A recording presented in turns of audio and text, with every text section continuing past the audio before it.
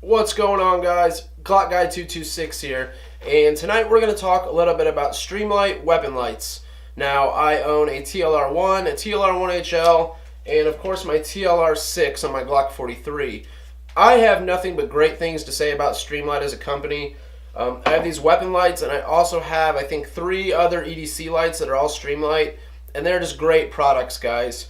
The TLR1 I've had for about 40 years now. I've had it out in the rain, the snow. It's gotten dirty. Shot it on many guns, so it's had a lot of recoil. A lot of shock aspect there, and they just keep trucking. They are built like a tank. They're fully waterproof, and I have absolutely no complaints about Streamlight products.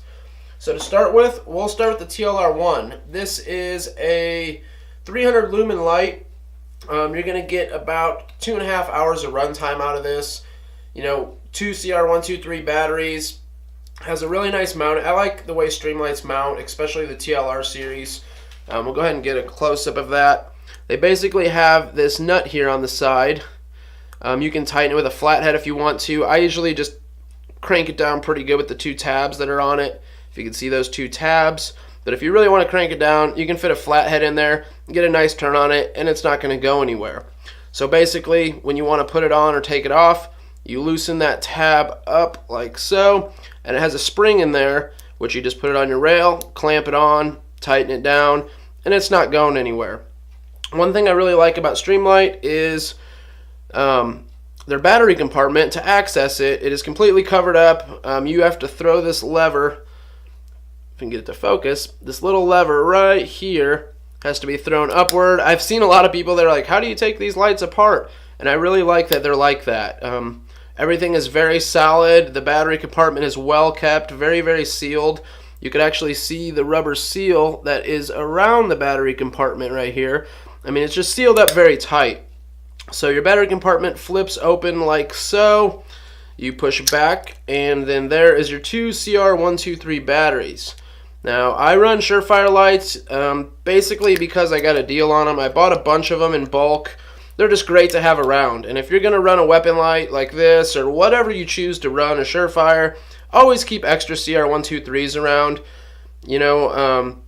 If you do any form of training with these, or even if you just at your house, run drills with your light, turning it on, turning it off, they go pretty quickly. Like I said, this has like a 2.5 hour runtime on it with 2 CR123s, which isn't bad at all.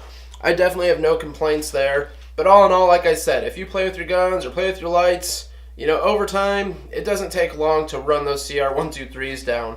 They're not very expensive batteries. That's, on the plus side of things. You can buy them in bulk, like I said. There'll be times you can get like a 10-pack for 20 bucks, something like that. So I just stock up on them, have them in a few different EDC bags, range bags. I keep some in like my MOE Plus grips and some of my guns that I run this light on. Overall, the TLR1 is a great light. You can find them used right now for, heck, $50 to $75 at the most. I think brand new, they're around $90 to $100 right now, which if you're going to spend that, guys, you might as well upgrade to the TLR1HL. Now, everything as far as the shell of the actual light is identical to the older TLR1 model. I mean, everything looks exactly the same size, same weight. They're both about 4 ounces, maybe a hair over. I think it was like 4.18 ounces. So they're really light. You're not gaining a whole lot of weight throwing this on the front of your pistol. The TLR1HL, this is the newer model that has 800 lumens, so it is very bright. It has momentary feature, constant on, and then strobe if you throw that momentary on 2 clicks real quick. The TLR1 runs a momentary and a constant on. Like I said, these lights are exactly the same. They have exactly the same throw levers there that fit right around your trigger guard. Just everything about these lights, guys, I love. They're very tough lights for the money. Now, if you want a Surefire X300, which are definitely the best lights out there, I can agree with you there. I'm not saying they're not. I've never owned one. I have a few buddies that have them. I would like to get a Surefire X300 one day, but I always think of it like for the price of one Surefire X300, I could buy 2 TLR1HLs and get two different weapon systems squared away. So I've always kind of, I don't know, I have a hard time with that kind of stuff. Now I know buy once, cry once, always buy the best, and I do try to do that, but I don't feel like I'm settling for that much less, especially $100 difference less on a Streamlight. I've never had one fail. I've gotten them wet, like I said, dirty. I've shot with them. They have good run time. They put out good lumens. They're just tough lights, guys. And for $100 less than a Surefire, you can't go wrong with it. Now, I'm not going to tell you not to buy a Surefire. Those are just my opinions on the matter. I typically keep the TLR1HL on a rifle, and then I have the TLR1 just on a pistol most of the time. I'd like to order a couple more lights just to have more weapon systems squared away. It's hard to, completely keep lights on your AR, your AK, multiple pistols, shotgun. It gets pretty expensive. You don't want to have $1,000 in lights, which that could easily be done. So, like I said, I keep one main pistol. Usually my SIG 226 or my Glock 19 has the TLR1 on it. My AR usually keeps the TLR1HL on it, either AR or AK, just depending. And then, of course, my Glock 43 always has the TLR6 on it. Now, this light, I can't just take it off and throw it on any Picatinny rail like the others. This light was dedicated for this gun. You can buy the TLR6 for like Smith & Wesson Shields, XDs, and now they even came out with a rail-mounted version of the TLR6. I did see what it looked like on like a Glock 19, and I thought it looked kind of goofy myself. I would just rather go with a Surefire or Streamlight product like the TLR1 if it came to a rail-mounted light.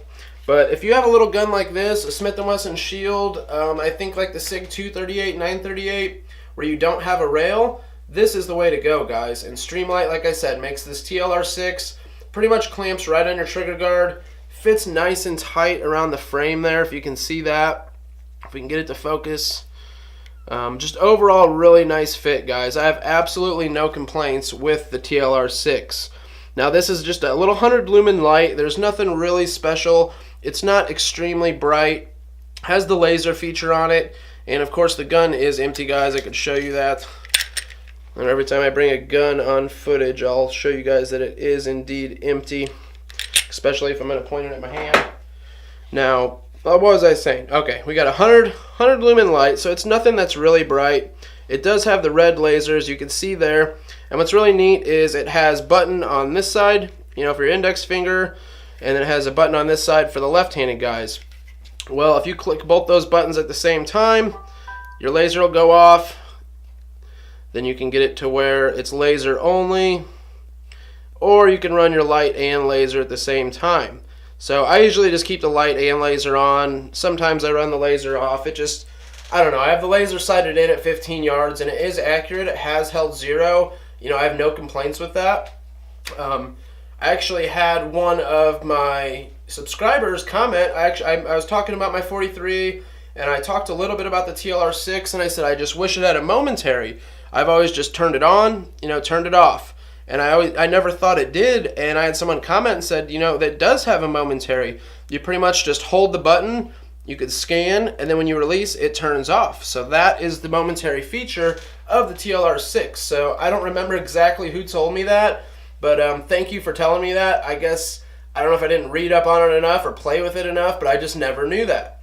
So overall, guys, the TLR6 is good in my book. I really enjoy it. I really do like that it's just as slim as the gun.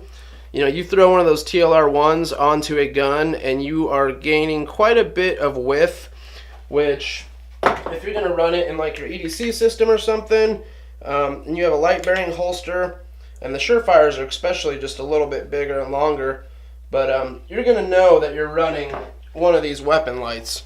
So once it's on your pistol, as you can see, you definitely gain some width there. It hangs out each side of the gun, which isn't that big of a deal. Like I said, you can get a light bearing holster, and as long as it's a good holster, well made, you're not going to tell too much difference. But with the TLR6, it just, like I said, same width of the gun. You really don't gain any length or width. It doesn't stick out the front. So it's just a very, very great compact package. And, yeah, it's only 100 lumens. It's not nearly as bright as like the HL.